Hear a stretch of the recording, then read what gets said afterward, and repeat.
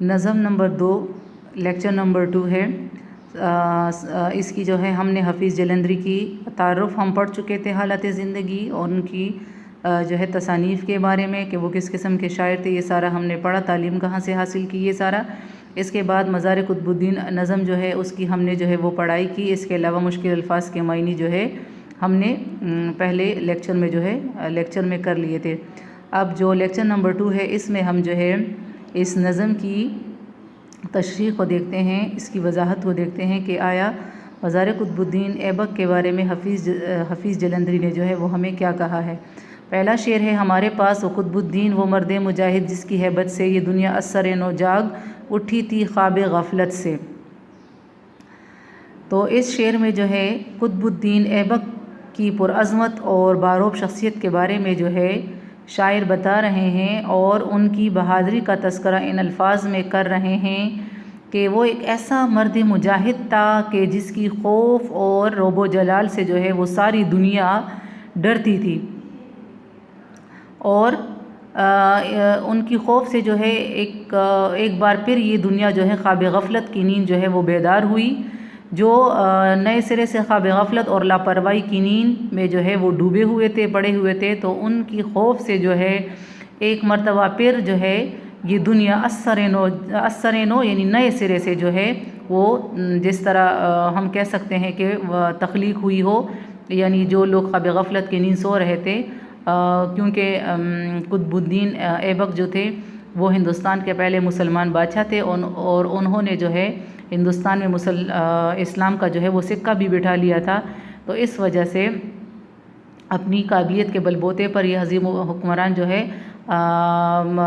تخت نشین ہوا، اور اس بہادر حکمران نے جو ہے وہ ہندوستان میں اسلامی ریاست کی باقاعدہ بنیاد رکھی اور پوری دنیا جو ہے اس کی عظمت کے جو ہے وہ قائل ہوئی، یعنی اس کو ماننے لگے۔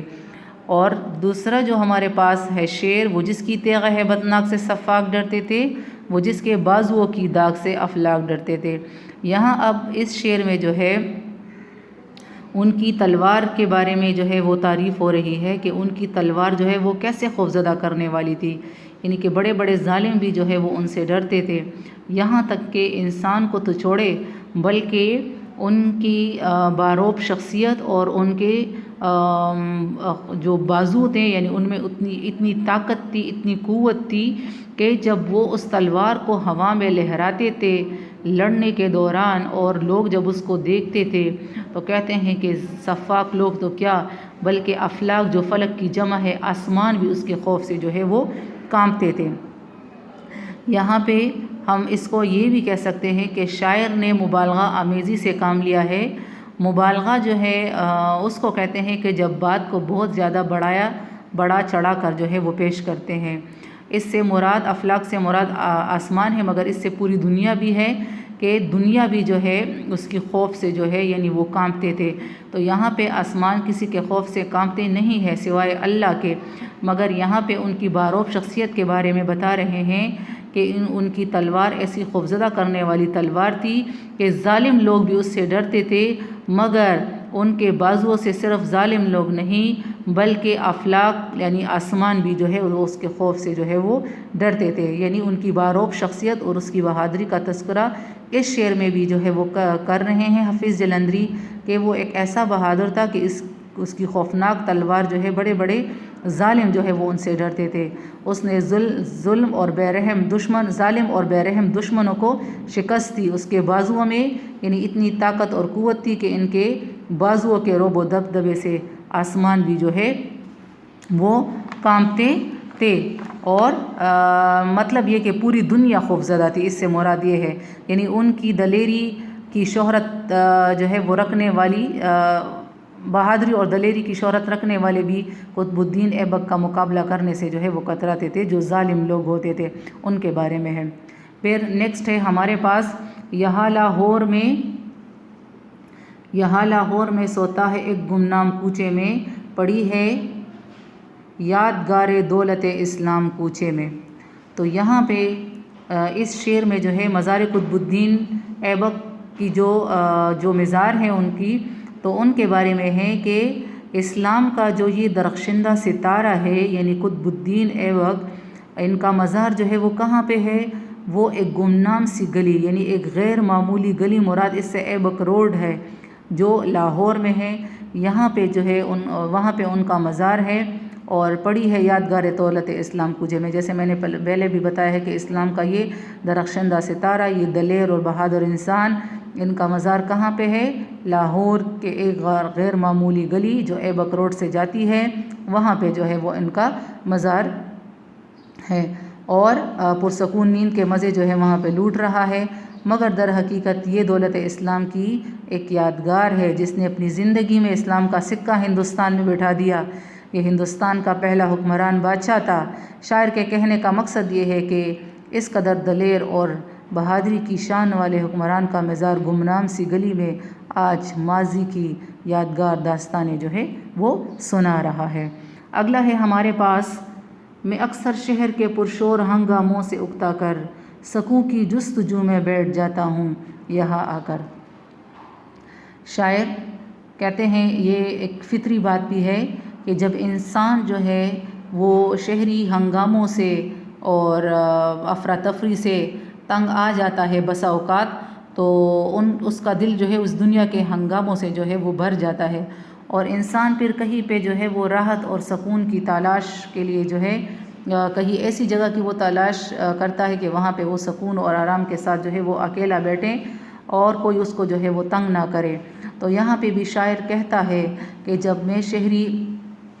دنیا کے ہنگاموں سے تنگ آ جاتا ہوں تو مجھے سکون کی تلاش ہوتی ہے، اور ایسے میں جو ہے مزار قطب الدین ایبک پر آ کے جو ہے وہ بیٹھ جاتا ہوں۔ مجھے یہاں پہ ایک سکون سا ملتا ہے، ایک مسرت سی جو ہے وہ مجھے یہاں پہ ملتی ہے جب میں یہاں پہ آ کر بیٹھ جاتا ہوں۔ سکون قلب کا سامان جو ہے مجھے یہیں سے ملتا ہے، اور ماضی کے سرحانے کچھ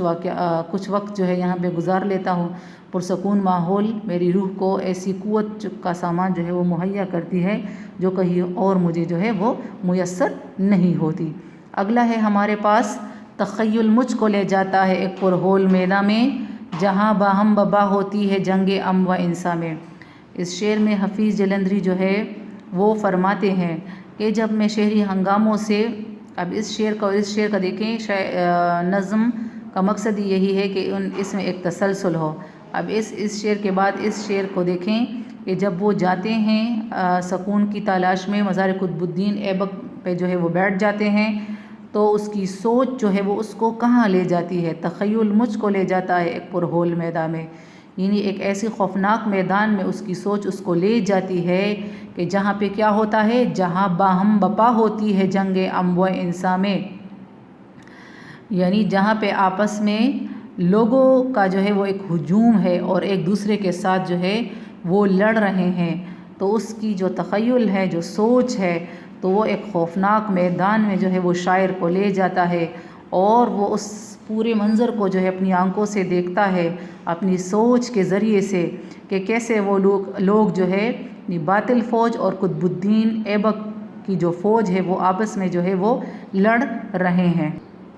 یعنی ہر انسان دوسرے انسان کے مد مقابل جو ہے وہ دکھائی دیتا ہے، یعنی قطب الدین ایبک کے مزار کا پرسکون ماحول ماضی کی داستانیں جو ہے وہ یاد دلاتا ہے شاعر کو۔ اس شعر میں یہ کہا تھا۔ اب نیکسٹ ہے ہمارے پاس، نظر آتا ہے لہراتا ہوا اسلام کا جھنڈا، بہر سو نور پھیلاتا ہوا اسلام کا جھنڈا۔ اب اس شعر میں شاعر کیا کہتے ہیں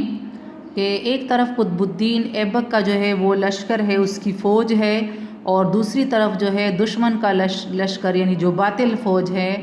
اور ایسے میں مجھے جو ہے وہ اسلام کا جھنڈا لہراتا ہوا نظر آتا ہے، جو قطب الدین ایبک کی جو فوج ہے یا جو لشکر ہے ان کے ہاتھوں میں اسلام کا جھنڈا ہے، اور وہ جب لڑتے ہوئے آگے جاتے ہیں تو وہ جھنڈا ہوا میں لہراتا ہوا ہر طرف جو ہے بہرسو ہر طرف اسلام کا نور جو ہے، روشنی جو ہے وہ پھیلا رہا ہے، جیسے ہر طرف نور ہی نور ہو۔ اسلامی جھنڈا لہراتا ہوا اتنا خوبصورت لگتا ہے۔ شاعر نے اسلام کی فتح و کامیابی کے سنہرے دور کا جو ہے وہ اس شعر میں نقشہ جو ہے وہ کھینچا ہے کہ جب اس برصغیر پاک و ہند میں اسلام کا نور بڑی تیزی سے کس قدر جو ہے وہ قطب الدین ایبک جو ہے وہ پھیلا رہا تھا۔ تو اس شعر میں وہ منظر پیش کیا جا رہا ہے کہ جب وہ باطل فوج کے ساتھ لڑ رہے تھے اور اسلام کا جھنڈا ان کے ہاتھ میں تھا اور وہ ہر طرف جو ہے وہ اسلام کا نور پھیلا رہا تھا۔ پھر نیکسٹ ہے مقابل میں گھٹائیں دیکھتا ہوں فوج باطل کی، نظر آتی ہے فرعونی خدائے اوج باطل کی۔ یہاں پہ اس شعر میں شاعر کیا کہتے ہیں؟ اس شعر میں شاعر کہتے ہیں کہ میرے تصور کی آنکھ اور میرے تخیل یعنی سوچ کے سامنے اسلام دشمن قوت مذہب اسلام کے ماننے والوں کے سامنے یعنی بادل بن کر گھٹا بن کر چھائی ہوئی ہے۔ جس طرح فرعون نے خدائی کا دعویٰ کیا تھا اور ذلیل اور رسوا ہوا، اسی طرح باطل اب بھی اپنے عروج پر دکھائی تو دیتا ہے، مگر ہمیشہ یہ رہا ہے کہ باطل جو ہے اس کو ہمیشہ شکست ہی جو ہے وہ ملی ہے۔ یہاں پہ فرعونی مصر کے قدیم بادشاہوں کا لقب بھی جو ہے وہ ہوا کرتا تھا، مگر اس کے معنی یہاں پہ ہے مغرور کے ہے، یعنی کس طرح جو ہے وہ ذلیل اور رسوا ہوتے ہیں پھر، اور اسی طرح باطل اب بھی اپنے عروج پر وہ کہتے ہیں دکھائی دیتا ہے، یعنی مقابل میں گھٹائے دیکھتا ہوں فوج باطل کی، نظر آتی ہے فرعونی خدائے اوج باطل کی، یعنی ابھی بھی بلندی پر وہ ہمیں دکھائی دیتے ہیں، مگر ان کو جو ہے وہ شکست ہونی پڑتی ہے۔ جھوٹ ہمیشہ جو ہے وہ نہیں رہتا، بلکہ وہ ایک نہ ایک دن جو ہے وہ ختم ہو جاتا ہے، اس کو شکست مل جاتی ہے، مگر وہ آخر میں ذلیل اور خوار ہی ہوتے ہیں۔ یعنی ماضی میں بھی ایسی قوت اسلام اور مسلمان دشمنی کے سلسلے میں جو ہے وہ پیش تھی، مگر آخرکار ان کو جو ہے وہ زوال کا سامنا کرنا پڑا ہے۔ پھر ہے صدائے نعرہ ہائے جنگ کی آتی ہے کانوں میں، بلند آہنگ تکبیریں سما جاتی ہے کانوں میں۔ جب قطب الدین ایبک کا لشکر اور باطل فوج آپس میں لڑ رہے تھے تو ایسے میں آوازیں آ رہی تھی نعرہ جنگ کی، جنگ کے نعروں کی، یعنی وہ آگے بڑھتے جا رہے تھے، ان کے باطل فوج کے ساتھ جو ہے وہ لڑ رہے تھے، بلند آہنگ تکبیریں سما جاتی ہے کانوں میں۔ اور ایسے میں جب قطب الدین ایبک کا جو لشکر تھا وہ آگے بڑھ رہا تھا تو اللہ اکبر کی آوازیں جو ہے وہ کانوں میں سنائی دے رہی تھی۔ تو یہاں پہ جو حفیظ جلندری ہے انہوں نے خوبصورتی کے ساتھ یہ منظر ہمارے سامنے پیش کیا ہے کہ جب وہ مجاہد تھے، فوج جو تھی وہ آگے بڑھ رہی تھی تو ایسا سنائی دے رہا تھا اس وقت بھی شاعر کو، جیسے ان کی وہ اللہ اکبر کی آوازیں میری کانوں میں جو ہے وہ سما رہی ہے، وہ بیٹھ گئی ہے، یعنی اپنی فوج کی ہمت بڑھانے اور حوصلہ بلند رکھنے کے لیے لگاتار وہ اللہ اکبر کی آوازیں جو ہے اور جنگی نعرے جو ہے وہ بڑھ کے آگے بڑھ رہے تھے۔ اور شاعر کہتے ہیں کہ میرے کانوں میں آج بھی وہی جنگ کے نعروں کی آوازیں آتی ہیں، اللہ اکبر کی اونچی آواز میں سنتا ہوں، اور یہ لڑائی جو ہے وہ جاری ہے، دشمنان اسلام ان نعروں سے ہراساں اور خوف زدہ ہے، اور غازیان اسلام جو ہے بڑی قوت اور تندہی کے ساتھ جو ہے وہ آگے بڑھ رہی ہے، یعنی میدان جنگ سے جو ہے وہ اللہ اکبر کی آوازیں جو ہے میں ایسا لگتا ہے کہ آج بھی سن رہا ہوں جو مجاہدین آگے بڑھ کے لگا رہے تھے، اور دین اسلام کے چاہنے والوں کو فتح ہمیشہ جو ہے وہ ہوا کرتی ہے۔ آگے ہیں نظر آتا ہے مجھ کو سرخرو ہونا شہیدوں کا، وہ اطمینان وہ ہنستا ہوا چہرہ امیدوں کا۔ اس شعر میں شاعر کیا کہتے ہیں کہ وہاں پہ جو لڑ رہے ہیں قطب الدین ایبک کا جو لشکر ہے ان میں سے جو شہید ہو رہے ہیں تو مجھے ایسا لگ رہا ہے کہ لگتا کیا ہے بلکہ یہ بھی ہے کہ ان کو ہمیشہ کی کامیابی جو ہے وہ مل گئی ہے، اور وہ میدان جنگ میں اگر وہ لڑ رہے ہیں تو ان کے چہروں پر جو ہے ایک اطمینان ہے، سکون ہے، ان کی اگر وہ شہید ہوئے ہیں تو ان کے چہروں سے اطمینانیت جو ہے وہ ظاہر ہو رہی ہے، ان کے چہرے جو ہے وہ ہنستے ہوئے ہیں اور وہ پر امید ہے، ان کے چہروں سے لگ رہا ہے۔ کیوں پر امید ہے؟ کیونکہ اگر وہ کامیاب ہو گئے ہیں، شہادت کا درجہ انہوں نے پا لیا ہے تو ان کو جو ہے ہمیشہ کی زندگی جو ہے وہ مل گئی ہے، یعنی ان کے چہروں کی دلکشی اور رعنائی و مسکراہٹ اس بات کی دلیل ہے کہ وہ اپنے مقاصد سے مایوس نہیں بلکہ وہ پر امید ہے۔ یہی وہ لوگ ہیں جنہوں نے فلاح دارین حاصل کر لی ہے۔ پھر نیکسٹ ہے ہمارے پاس علم کے سائے میں سلطان غازی کا بڑھے جانا، سر دشمن پہ افواج حجازی کا چڑھے جانا۔ اس شعر میں شاعر کہتے ہیں کہ میں دیکھ رہا ہوں کہ جھنڈے کے سائے میں، علم جھنڈے کو کہتے ہیں، کہ جھنڈے کے سائے میں جو ہے وہ بہادر سلطان جو ہے یعنی قطب الدین ایبک جو ہے وہ آگے آگے بڑھ رہا ہے اور فوج جو ہے وہ اس کے پیچھے ہیں، اور دشمنان اسلام کو جو ہے شکست دینے کا پختہ ارادہ دل میں لیے ہوئے ہیں۔ اپنی فوج کی ہر فرد کا حوصلہ جو ہے وہ بڑھا رہے ہیں، آگے بڑھ رہے ہیں، اور اسلام کے مجاہدین کی فوج نے اس پر یعنی جو باطل فوج ہے اس پر جو ہے وہ حملہ کر دیا ہے، یلغار کر دی، اور وہ مسلسل آگے بڑھ رہے ہیں۔ شاعر نے اس شعر میں مسلمانوں کی فوج کو جو ہے وہ حجازی کہا ہے، کہہ کر پکارا ہے، جبکہ سلطان غازی سے مراد جو ہے وہ قطب الدین ایبک ہے، جو دلیری اور بہادری کی جو ہے وہ مثال ہے۔ نیکسٹ ہے، مجھے محسوس ہوتا ہے کہ غازی مرد ہوں میں بھی، پرانے لشکر اسلام کا ایک فرد ہوں میں بھی۔ اس شعر میں شاعر جو ہے حفیظ جلندری خود کو مخاطب کرتے ہوئے کہتے ہیں، یا خود کے بارے میں وہ کہتے ہیں کہ مجھے ایسا محسوس ہوتا ہے، مجھے ایسا لگتا ہے کہ قطب الدین ایبک کا جو لشکر اور باطل فوج کے درمیان جو ہے لڑائی ہو رہی تھی، تو ایسے میں یوں محسوس کرتا ہوں کہ میں بھی دشمنان اسلام سے لڑ رہا ہوں، میں بھی اسلام کے پرانے لشکر کا ایک مجاہد ہوں اور اس حق اور باطل کے مارکے میں برابر کا شریک ہوں۔ شاعر تصورات اور تخیلات میں جوش و جذبے سے جو ہے وہ سرشار ہو کر خود کو اسلامی فوج کا جو ہے ایک بہادر سپاہی جو ہے خیال کرتا ہے، اور اس جنگ میں برابر کا شریک کار جو ہے وہ خود کو سمجھتا ہے، کہ مجھے ایسا لگتا ہے کہ اس دوران میں بھی ان کے ساتھ تھا اور ان کے ساتھ شانہ بشانہ جو ہے وہ دشمن فوج کے ساتھ لڑ رہا تھا۔ شہادت کے رجس پڑھتا ہوں میدان شہادت میں، رجس پڑھتا ہوا بڑھتا ہوں ارمان شہادت میں۔ اس شعر میں شاعر کہتے ہیں کہ رجس، میں نے پہلے بھی بتایا تھا، جنگی ترانہ جو فوجیوں کو جوش دلانے کے لیے پڑھے جاتے ہیں،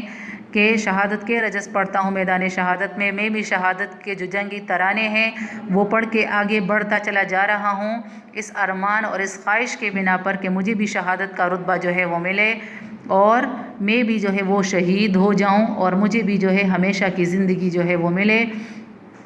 اور شہادت کا رتبہ جو ہے وہ جنگی اشعار پڑھ کر آگے جو ہے وہ بڑھ رہا ہوں، اور ایک جوش اور ولولہ جو ہے میری رگ رگ میں پیدا ہو چکا ہے۔ اب میں دشمنان اسلام پہ جو ہے وہ کاری ضرب لگا رہا ہوں، مجھے ایسا محسوس ہوتا ہے۔ عظیم الشان ہوتا ہے یہ منظر پاک بازی کا، شہیدوں کی خاموشی غلغلہ مردان غازی کا۔ یہاں پہ اس شعر میں شاعر کہتے ہیں کہ پرسکون اور راحت افزا ماحول میں اپنے تصورات کی منظر کشی میں وہ مصروف ہو کر یعنی محو ہو کر کہتا ہے کہ میں اپنے خیالات میں ایسے گم سم ہوں اور محسوس کر رہا ہوں کہ گویا میں کسی بڑے بے گناہی اور ایمانداری کا یہ منظر نہایت شاندار جو ہے وہ بہت معلوم ہوتا ہے۔ شہید خاموش اور پرسکون میدان جنگ میں جو ہے وہ پڑے ہیں، اور یہ پاک بازی کا جو منظر ہے وہ اتنا خوبصورت ہے، وہ یہی کہہ رہے ہیں کہ شہید جو ہے وہ خاموشی کے ساتھ میدان جنگ میں پڑے ہیں، اور جو مردان غازی ہے یعنی جو ابھی زندہ ہے وہ لڑ رہے ہیں، وہ ایک شور اور ولولے کے ساتھ جو ہے وہ آگے بڑھ رہے ہیں اور دشمن کے ساتھ جو ہے وہ لڑ رہے ہیں۔ ان کی آوازیں جو ہیں وہ میدان جنگ میں گونج رہی ہے، اور ہر طرف ان کی دھوم مچی ہے، اور اللہ کا نام لے بلند کرتے ہوئے جو ہے وہ آگے بڑھ رہے ہیں۔ میرا جی چاہتا ہے اب نہ اپنے آپ میں آؤں، اسی آزاد دنیا کی فضا میں جذب ہو جاؤں۔ شاعر کہتے ہیں کہ میرا دل چاہتا ہے کہ میں اب اس تخیل، اس سوچ کی دنیا سے نہ نکلوں، بلکہ میں اسی طرح رہوں اور اسی آزاد دنیا کی فضا میں جو ہے وہ میں گل مل جاؤں، یعنی میں کبھی دوبارہ اپنے ہوش میں نہ آؤں، اور مجھے اس سے جو ہے وہ راحت ملتی ہے۔ میں چاہتا ہوں کہ اس آزاد دنیا کی وسعت میں سما جاؤں، یہی ماحول اور فضا جو ہے مجھے سب سے زیادہ عزیز ہے۔ تو یہ ہمارا تھا، یہ شاہنامہ اسلام سے جو ہے وہ لیا گیا تھا۔ یہ نظم جو ہے حفیظ جلیندری کی، ان کی جو تصنیف کردہ کتاب ہے، میں نے پہلے بھی بتایا تھا، اس کی 4 جلدیں ہیں، یہ وہاں سے اخذ کیا گیا ہے، اس شعر کی تشریح ہے، اور انشاءاللہ لیکچر نمبر 3 میں ہم جو ہے مشق دیکھیں گے کہ مشق میں جو ہے وہ کیا ہے۔ شکریہ۔